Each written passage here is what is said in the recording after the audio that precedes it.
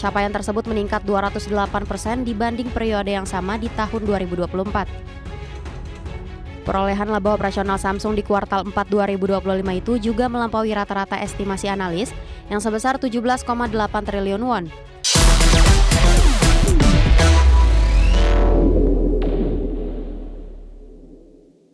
Raksasa elektronik Korea Selatan Samsung Electronics mencatat kenaikan pendapatan 23% menjadi 93 triliun won di sepanjang kuartal 4 2025. Dari kenaikan tersebut, laba operasional Samsung melonjak signifikan hingga 208% menjadi 20 triliun won.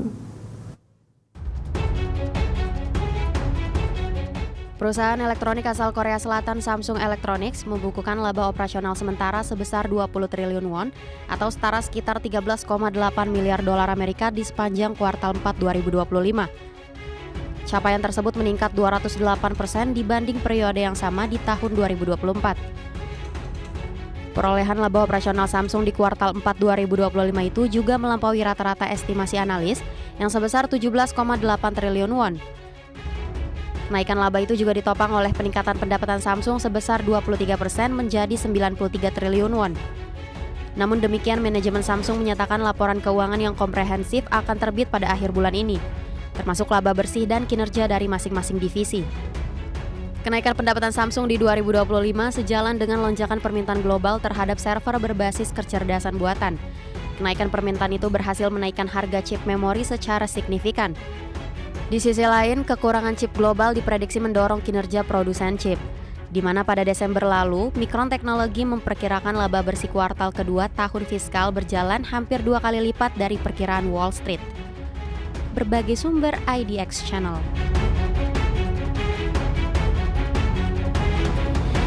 Pemirsa, pemerintah China memperketat pengawasan sektor perdagangan digital dengan menerbitkan aturan baru untuk e-commerce berbasis siaran langsung. Kebijakan ini bertujuan menjaga ketertiban pasar dan memperkuat perlindungan konsumen. Regulator pasar dan otoritas dunia maya China merilis 2 dokumen kebijakan terpisah yang mengatur perdagangan live streaming. Operator siaran langsung dan tenaga pemasaran dilarang melakukan iklan palsu, pencemaran nama baik komersial, serta penjualan produk dan jasa ilegal. Pemerintah juga menetapkan kewajiban perilaku yang lebih tegas bagi pelaku e-commerce. Aturan terpisah untuk platform perdagangan online menekankan larangan praktik bisnis yang merugikan pelaku usaha dan konsumen. Platform tidak boleh mengenakan biaya atau pembatasan yang tidak wajar, melakukan diskriminasi harga berbasis data, membatasi hak konsumen, maupun mengubah ketentuan keanggotaan secara sepihak. Adapun untuk memastikan implementasi berjalan efektif, otoritas pasar dan dunia maya akan memperkuat koordinasi lintas lembaga melalui mekanisme berbagai informasi. Platform digital didorong melakukan penilaian mandiri serta merilis laporan kepatuhan secara berkala.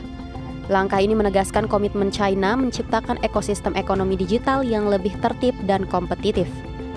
Berbagai sumber IDX Channel. Perusahaan kecerdasan buatan milik Elon Musk, xAI, mengumumkan perolehan pendanaan seri E senilai 20 miliar US dollar. Dana ini akan digunakan untuk memperkuat infrastruktur dan pengembangan chatbot Grok.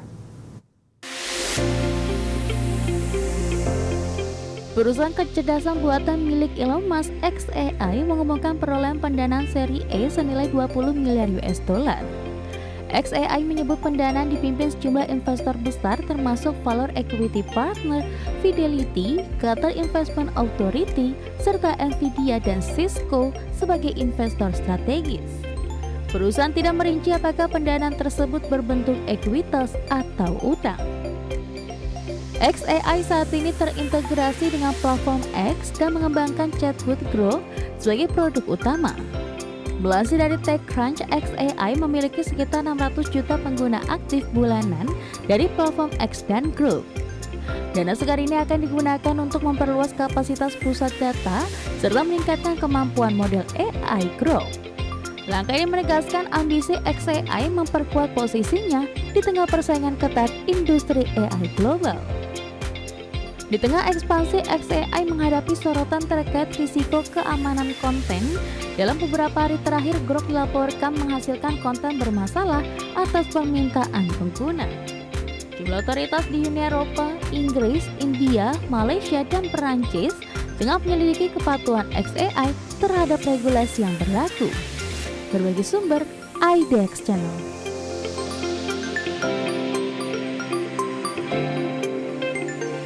Pemirsa, Warner Bros. Discovery kembali menolak tawaran pengambil alihan dari Paramount dan meminta pemegang saham tetap mendukung kesepakatan dengan Netflix. Ya, manajemen menilai tawaran Netflix menawarkan kepastian dan nilai yang lebih baik. Warner Bros. Discovery kembali menolak tawaran pengambil alihan dari Paramount dan meminta pemegang saham tetap mendukung kesepakatan dengan Netflix.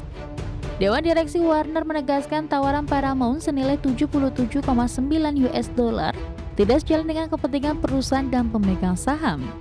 Tawaran tersebut dinilai syarat pembiayaan utang dan beresiko tinggi jika transaksi gagal diselesaikan. Warner juga menilai minimnya perlindungan bagi pemegang saham dalam skema yang ditawarkan oleh Paramount. Sebaliknya, kesepakatan dengan Netflix senilai 72 miliar US dollar dinilai memberikan nilai yang lebih unggul dengan tingkat kepastian yang lebih tinggi. Akuisisi Netflix hanya mencakup bisnis studio dan streaming Warner termasuk HBO Max. Sementara unit berita dan jaringan kabel akan dipisahkan menjadi perusahaan tersendiri. Adapun Warner menyoroti potensi pengawasan anti monopoli yang ketat jika bergabung dengan Paramount. Proses penggabungan diperkirakan memakan waktu panjang dan beresiko diblokir regulator Amerika Serikat maupun internasional. Faktor politik di bawah Presiden Donald Trump juga dinilai berpotensi mempengaruhi proses transaksi. Berbagai sumber IDX Channel. Spotify memperluas program monetisasi bagi kreator konten sekaligus meluncurkan alat baru untuk podcaster video.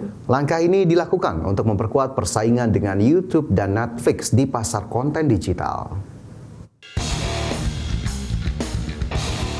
Spotify memperluas program monetisasi bagi kreator konten sekaligus meluncurkan alat baru untuk podcaster video, di mana Spotify menyebut telah menginvestasikan lebih dari 10 miliar dolar Amerika Serikat ke industri podcast selama 5 tahun terakhir. Kini ambang batas kreator untuk bergabung dalam program monetisasi diturunkan agar lebih inklusif. Kreator cukup memiliki 1.000 audiens aktif, 2.000 jam konsumsi dalam 30 hari, serta 3 episode yang diterbitkan. Menurut Spotify, konsumsi podcast video bulanan hampir berlipat ganda sejak program monetisasi diluncurkan. Rata-rata pengguna juga menonton podcast video 2 kali lebih sering dibandingkan sebelumnya.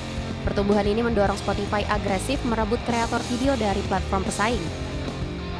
Adapun Spotify akan meluncurkan alat manajemen sponsor baru pada April 2026. Kreator juga dapat memonetisasi podcast video langsung dari platform pihak ketiga seperti Acast dan Libsyn. Selain itu, Spotify memperkenalkan Sycamore Studios untuk membantu kreator menekan biaya produksi. Berbagai sumber IDX Channel.